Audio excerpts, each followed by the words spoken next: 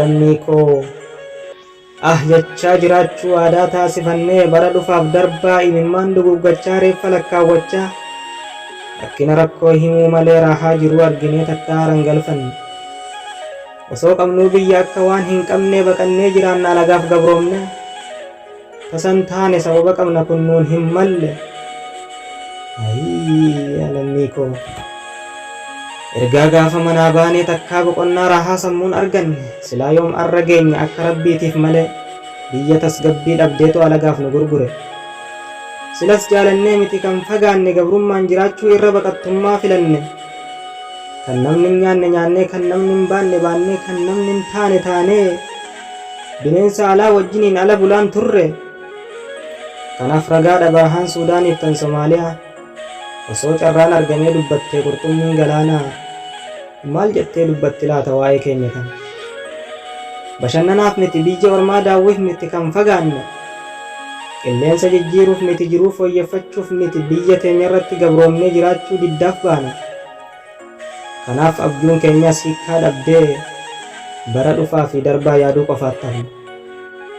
Maali bu'aan keenya gadda lakkaa'urraan kan hafe jaalannee jibbinee dirqamnee biyyaa baane hunduu karoora qaba hunduu dirqama qaba gaafa biyyaa baane garuu mirga namoomaa dhabne dirqama keenyaan bahanne yaadaaf hawwiin keenya galma nuuf hin geenye mirga dhabuutu kaayyoof karoora keenya fashaleessu.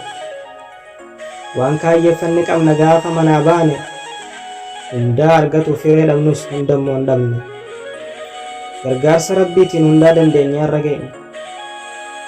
Waa malee miti kaaseenaa keenya kan tuttuqee arras gartokkeen qaama koo gidirfamaa jira mana hidhaatti. Lammii koo badii tokkoon qabnu yoo Itoophiyummaa malee dhiibbaa siyaasaaf hojii dhabdummaan biyyarraa baane salphaatti as hin geenye rakkoo baay'ee dhandhamne asittis sittuu caale rakkoon nu simate. Lammiin koo kumaantamaan mana hidhaatti naqame badii tokkoon malee hawwaniif dargaggoon keenya badii tokkoon malee hawwaniif dargaggoonni humni abdii biyyaa mana hidhaa alagaatti gidirfamaa jira. Silas dubbatameen dhumu rakkoon keenya yaa sabaa mee gurra naaf ergisaa warri achi keessaa takka isiniin dubbatuun fedhaa gurra naaf ergisaa. Akkami manni hidhaa bakki isin jirtan hoo'amoo ni qorra dibataaf dhiqanni haa hafu nyaataaf dhugaatiin keessan akkam jira laata haalli uffannaa keessanii hoo waan hafattan dhabdanii akkami qorri balaata. Baay'ee garaan na bade viidiyoo keessan argee of to'achuun dadhabe imimmaan lolaase. Hawwan keenya akkam jirtan mee isinoo naaf himaa. Argaa jirra feestaala uffanni keessan mee akkami hoo nagaa qabdii daa'imti teessan moo bu'aa jirti rakkoo beelaatiif itti hammaannaan moo itti qorree laata waan uffistu dhabnaan tarii wallaansa dhabde kichuun teessan. Silas reeffa ilmaan keenyaati sallaajaa kan guute daa'imman meeqa wallaansa dhabuudhaan lubbuun baate. Haati dahuu malee guddisuuf carraan arganne abshir yaadeessee koo siifis ni dhufa guyyaan rakkoo kamoo booda bal'ootu jira. Abshir yaadeessee koo siifis ni dhufa guyyaan rakkoo kamuu booda bal'inaatu jira. Gara laafettii koo dandeessuu waa maraa qananiistuu jireenya ilma namaati ati kun akkamiin siif mala. Haftee Aayishaati ati haadha mu'mintoota si'eessituu jiruuti bakka buutuu Aasiyaa. Jagnoomsituu dhiiraati ati fakkii Khadiijaaf Sumayyaa. Akkamiin siin mala kun sanuu bakka hin taanetti ta'a. Ardii kabajamtuu biyya nabiyyii aalamaa osoo taatee jirtuu keerii aalama maraa. Biyya itti bilisa bahe gabre seenaa gaarii qabda. Kana sirraan eeyne yaa Saudi Arabiyaa. Badii qabaanneetii miti yakka dalayneetii miti kana hundaa kan mudanne bara. Ahiyyaa lammii too anaa rakkadhu bakka teessan rakkoon teessan rakkoo tiyya. Gartokkee qaama kootiiti isin gaddi keessan naaf gaddaa yoo isin nagaa bultan anis nagaa ta'een bula. Adaraa lammii koo mee waliif haa birmannu. Yoo abbaan iyyate ollaan walii birmata akkuma jedhamu. Diinni diinuma alagaa yoomuu firan ta'u. qe'eetti kabaja dhabne qe'eetti nageenya dhabne ormis nun kabaju. Qe'eetti nageenya dhabne qe'eetti kabaja dhabne ormis nun kabaju. Kanaaf kaa hubadhu bakka hundatti rakkoon kan nu simatu. Yaa Rabbi maali laata furmaanni lammii keenyaa badii tokkoon malee hidhamuun waggaa tokkoof walakkaa. Qaqqaaliiwwan keenya meeqa dhabnee beelaaf dheebuun kan du'an. Gariin isaanii manguddoota kaa maal godhan carraa biraan qaban. Akkas jechuun dhaammatte lammiin koo mana hidhaa Saudi Arabiyaa irra.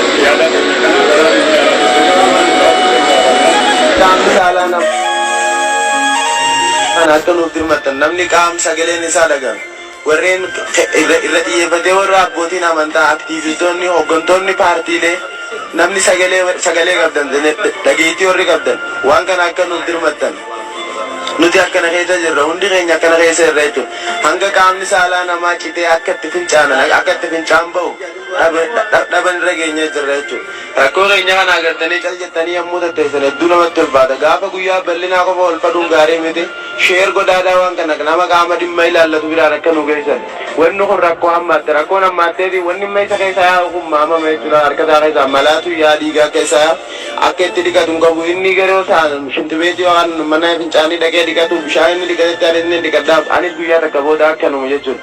Guyyaa nama dhibba meeqaan as keessa jirra akkana ta'us jira dhibee kanaaf saaxilamnee jiru namni furmaata nuuf kennu hin jiru warra arabaa gisee gaafanne mootummaa keessan hin jiran warra alaayis nama nuuf sagalee nuuf ta'ee furmaata nuuf hin agarre mootummaarraa furmaata hin arganne mootummaa biyya kanarraa furmaata hin arganne akkanaan dhukkubsachaa qoonqoodhaan rakkachaa jirra qabbanaan rakkachaa jirra feestaalii uffannee balaatarra ciisaa jirra kana osoo akkana rakkoo kana idiliin jirru dhukkubni gisee nuuf irratti hidhame hedduu baay'ee nu achisaa jira hedduu yaaddoineesi dhiphanneesi hammaan tan akka eef goonu namne wantuma bakka takka nu dhufuu dhabne malee akka eef goonu dhabne hammaan tan wanta bakka takkatti fixuu geenyee jirra jechuudha. Kanaaf furmaata akka furmaata nu taatan akka sagalee ta'an akka nuuf dhaqqabdu ammatti jechuudha. Yeroo gabaabaa keessatti furmaanni nuuf hin dhufne taate hundi keenya akkanaan gara biyyaa galle jechuudha. Kana arguu caalaa maaltu nama gaddisiisa. Silas bu'aan qabnu ba'uudhuma keenya. Sagalee walii ta'uunis yoo dhageettii qabaate qofa tola. Sagalee nuu ta'a jedhan akkamiin callisna. Abshiraa isiniin jenna qomoo isin cinaa jirra. Qaamaan ala jirra malee yaadaan takkaan galle isin bira. Rakkoon keessan rakkoo keenya takkaa haaran galfanne sammuun keenya. Egaa saba koo dhageessan argitan rakkoo lammii keenyaa. Waan afatan hin qaban balaaxaa firaashiin jira. Uffannaa isaanis gartan feestaalatti darban qushaasha. Kana argaa akkamiin callifna eessaan nurraa ciisa. Ka'aa sagalee waliif taanaa dhumaa jira lammiin keenya. Quba walitti qabuu dhiifnee haa eegallu ofirraa. Hunduu waan gochuu danda'u qaba kan firan qabne jira achi keessa. Haqa nu biraa qaban kaleessa takkaan galle nu bira. Gaafa masjiidni ijaaramu gaafa bataskaanaa gargaarsa lammiitiif isaantu dhaabata. Gargaarsa miidiyaa taanaan takkaan hafne keessaa akka Oromootti miidiyaaleen jiran OMN fi BBS qofa. Gaafa gargaarsaa garuu hunduu garee qaba maqaa dhibba baafatee dhufa. Har'ammoo callisaan ilaaluun maaliif barbaachisa? Dhuguma galanni ijoollee keenya akkas ture. Meeti artistoonni Oromoo maaliif hin dubbanne? Afaan dur ittiin dubbattan har'a maaltu isin qabe? Hundaa miti kan hin baanu anu warra callise. Sheekiin akka sheekitti qeesiin akka qeesitti. Hayyoonni keenya warri nu ilaallata saba keenya jettan marti. Beekumsa qabduun sagalee ta'ii fi baasi lammii kee mana hidhaati. Miidiyaaleen jirtan biyya alaaf keessaa yuutuubaroota dabalatee maaliif teessee ilaaltu? Keessumaa OMN fi BBS rakkoo isaanii qofa himuun furmaata ta'a. Dokumantarii hojjedhaa furmaata argatuu qabdi lammiin keenya. Lammiitu lammiif gaachana.